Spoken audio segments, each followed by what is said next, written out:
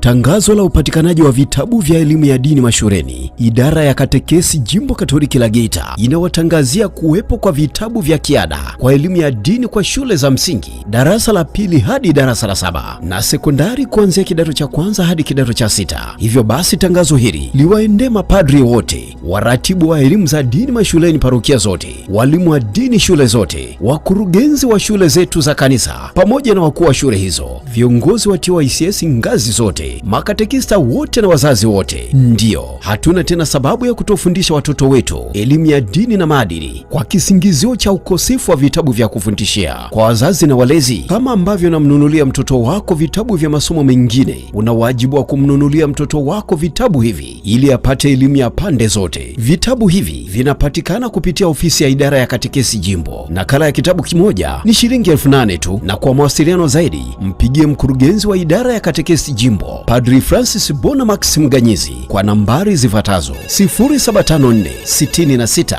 55 76. Tangazo hili limetolewa na idara ya Katekesi Jimbo Katoliki la Geita. Unapomjenga kimwili mwanao, usisahau kumjenga kiroho. Wa shule za msingi wa dini na za sekondari, vipindi vipo, hakuna walimu.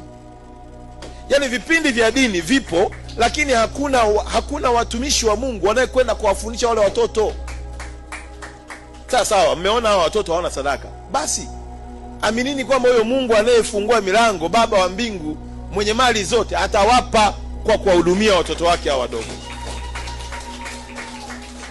Sasa hivi ukifanya utafiti wa kuangalia tu, kuna upungufu mkubwa wa walimu wa dini wa shule za msingi na sekondari ukilinganisha na miaka 15 iliyopita.